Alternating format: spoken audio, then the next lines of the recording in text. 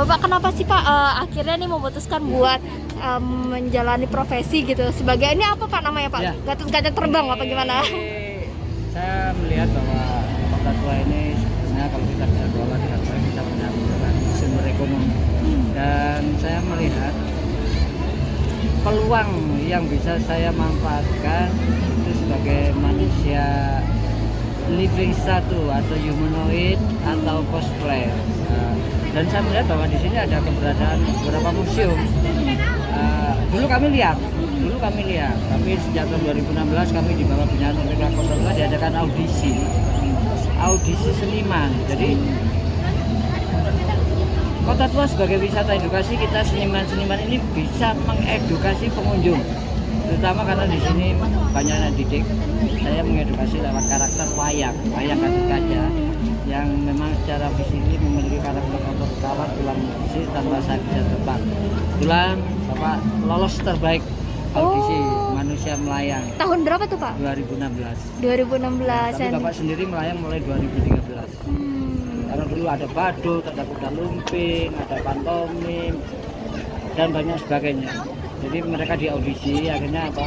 Yang tidak bisa disebut sebagai seniman edukasi tidak bisa kontribusi di sini.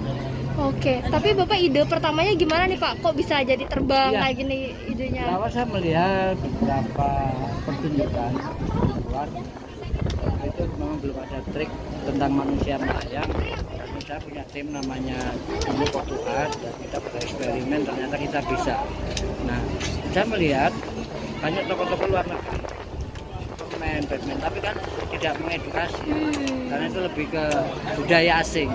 Makanya saya coba menampilkan budaya kita sendiri yang budaya Ngadiluhung dan sudah diakui UNESCO 7 November 5 tahun yang lalu. Saya mengedukasi lewat tokoh wayang. Saya melihat karena cocok sekali permainan levitasi manusia melayang dengan sosok Gatot Kaca tadi. Bapak tapi susah nggak sih Pak? Maksudnya memerankan Gatot Kaca ini kan Bapak juga harus berapa jam nih Pak? Iya. Berdiam di.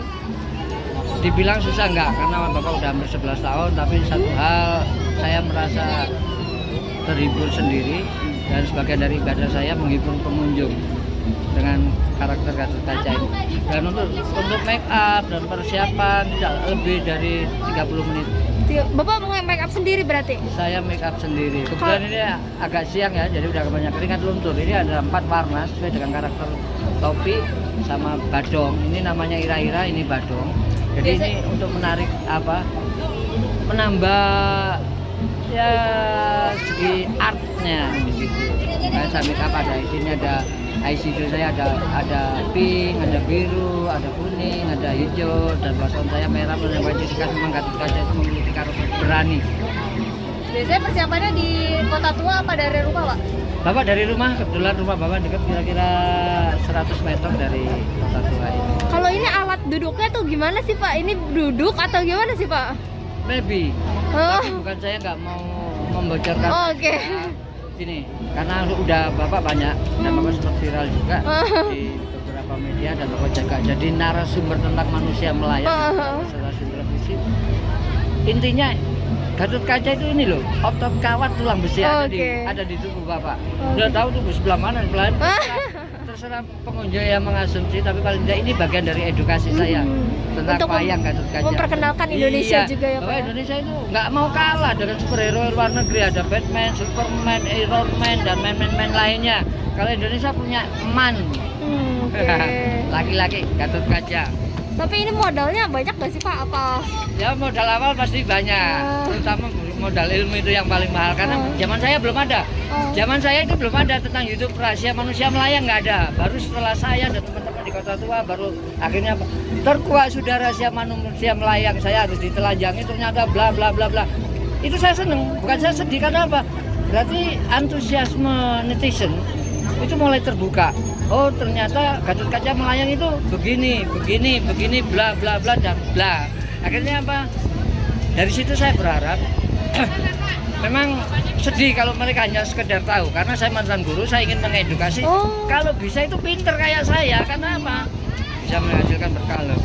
Misal saya tahu tapi saya nggak bisa berarti nol, berarti saya mengajarin gagal. Tapi kalau saya ngajarin, mereka bisa praktek di daerah, mereka bisa berkarya seperti saya, kenapa tidak? Itu hasil berkat tersendiri bagi mereka. Bapak guru apa, Pak?